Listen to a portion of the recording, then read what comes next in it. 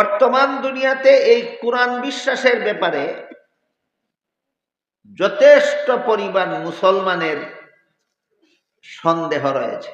কোরআনের সব কথা সব মুসলমানে বিশ্বাস করে না, বরং কোরআনের অনেক কথার বিরুদ্ধে অনেকের আপত্তি আছে, আপত্তি পরিষ্কার ভাষায় ঘোষণাও করে।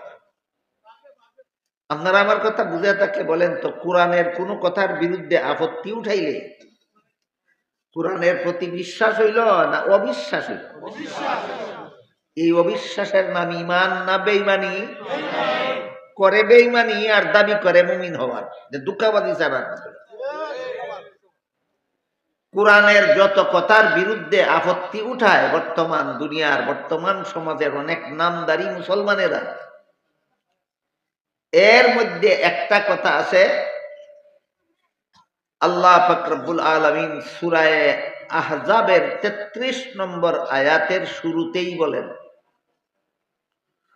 ওয়াকারনা ফি বুয়ুতিকুন্না ওয়ালা তাবাররাজনা তাবাররুজাল জাহিলিয়াতিল উলা। এর অর্থ হইল, হে মুসলমান মহিলারা,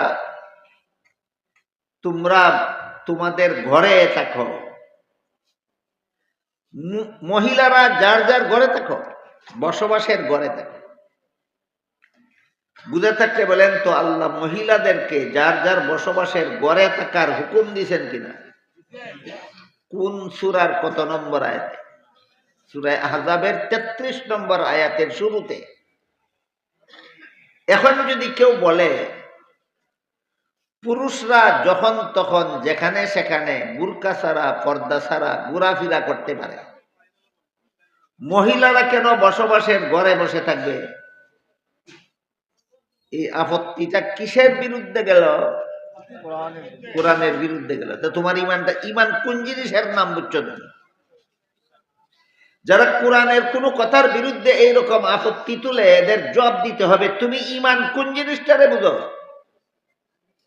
কোরআনের বিরুদ্ধে আপত্তি তোলার নাম ইমান না বেঈমানি? কোরআনের কথাগুলি বিনা আপত্তিতে মেনে নেওয়ার নাম ইমান।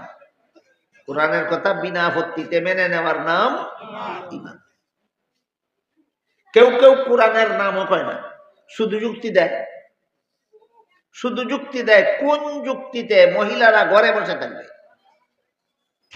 এখন এমন একটা জমানা তাবরাইয়া উপনীত হয়েছি, যে জমানা কোরআনের কথা বলেন, হাদিসের কথা বলেন, আল্লাহর কথা বলেন, রাসূলের কথা বলেন, মানবার আগে যুক্তি চায়।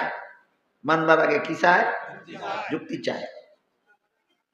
এই ব্যাপারে হাকিমুল উম্মত হযরত আল্লামা আশরাফ আলী থানভী রাহমাতুল্লাহি আলাইহি আল মাসালিহুল আকলিয়া নামক কিতাবে লিখেছেন, ইসলামে এমন কোন বিধান নাই যার পক্ষে চূড়ান্ত কোন যুক্তি নাই। ইসলামের সবগুলি বিধান চূড়ান্ত যুক্তিসম্মত। ইসলামের সবগুলি বিধান চূড়ান্ত যুক্তিসম্মত, এরপরে আর কোনো যুক্তি হতে পারে না। কিন্তু ইসলামের সকল বিধানের যুক্তি বুঝার যোগ্যতা সব মানুষের মাথায় নাই। বুঝে থাকতে বলেন, যুক্তি নাই না যুক্তি বুঝার যোগ্যতা অনেকের মাথায় নাই?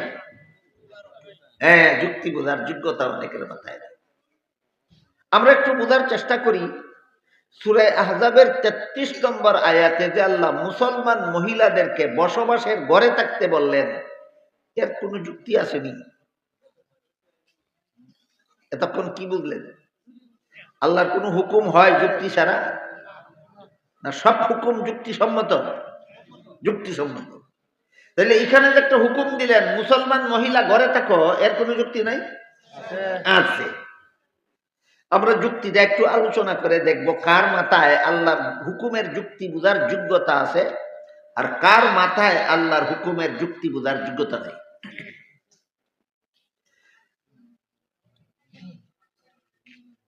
মুসলমান মহিলাদের বসবাসের ঘরে থাকার যুক্তি দুই ধরনের যুক্তি আছে। কত ধরনের যুক্তি? দুই ধরনের যুক্তি। এক ধরনের যুক্তি হলো, যতক্ষণ পর্যন্ত মহিলা বসবাসের ঘরে থাকবে ততক্ষণ পর্যন্ত পথে ঘাটে ইজ্জত হারাবার আশঙ্কা থাকে না, ইফটিজিং এর আশঙ্কা থাকে না, পথে ঘাটে ধর্ষিত হওয়ার আশঙ্কা থাকে না।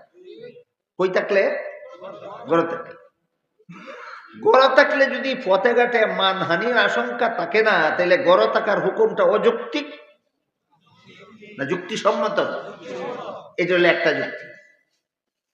আর একটা যুক্তি হলো আল্লাহ সৃষ্টিগতভাবেই মহিলাদেরকে কতগুলি দায়িত্ব দিয়েছেন যেগুলি দুনিয়ার কোনো পুরুষে পালন করার ক্ষমতাই রাখে না। এই ক্ষমতাই আল্লাহ পুরুষকে দিতেন না।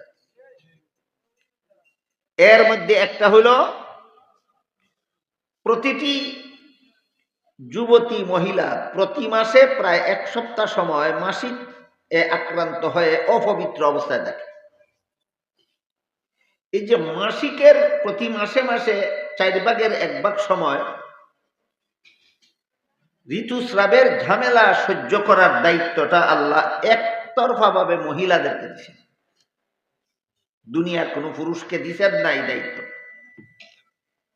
2 নম্বর, প্রতিটি সন্তান গর্ভে ধারণ করার দায়িত্ব আল্লাহ একতরফা ভাবে মহিলাদেরকে দিয়েছেন, কোনো পুরুষকে দিছেন না।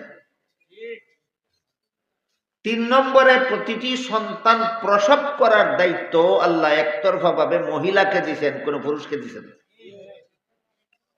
4 নম্বর, প্রতিটি সন্তানকে স্তনের দুধ পান করাইয়া লালন পালন করার দায়িত্বটাও একচেটিয়া ভাবে মহিলাদেরকে দিয়েছেন, কোনো পুরুষকে দিয়েছেন। তাইলে মহিলাদের আলাদা দায়িত্ব আছে কটা? 4টা। এখন বলেন তো, মহিলারা মাসিক ঋতুস্রাবের সময় মাঠে ঘাটে খেতে খামারে পুরুষের কাঁধে কাঁধ মিলাইয়া কাজ করা সুবিধা না বসবাসের ঘরে থাকা সুবিধা? সন্তান গর্ভে নিয়া মিল কারখানায় কাজ করা, সড়কে মাটি কাটা সুবিধা না বসবাসের ঘরে থাকা সুবিধা? সন্তান প্রসব করার সময় অফিস আদালত সুবিধা না বসবাসের ঘর সুবিধা? সন্তানকে স্তনের দুধ পান করাবার সময় গাড়ির ড্রাইভিং সিট সুবিধা না বসবাসের ঘর সুবিধা? তাহলে আল্লাহ যে হুকুম দিলেন মুসলমান মহিলা ঘরে থাকো, কোনো যুক্তি নাই। এরপরে যারা যুক্তি খুঁজে এরা কি কোরআন মানে না কোরআনের বিরুদ্ধে আপত্তি উঠায়? এটার নাম ঈমান না, এটার নাম বেঈমানি। আমার কথা বুঝে থাকলে বলেন, আল্লাহ কোরআনে মুসলমানদের উদ্দেশ্যে, পুরুষ হোক মহিলা হোক, মুসলমানদের উদ্দেশ্যে যত হুকুম দিছেন, যত বিধান দিছেন, যুক্তি ছাড়া না চূড়ান্ত যুক্তিসম্মত? চূড়ান্ত যুক্তিসম্মত।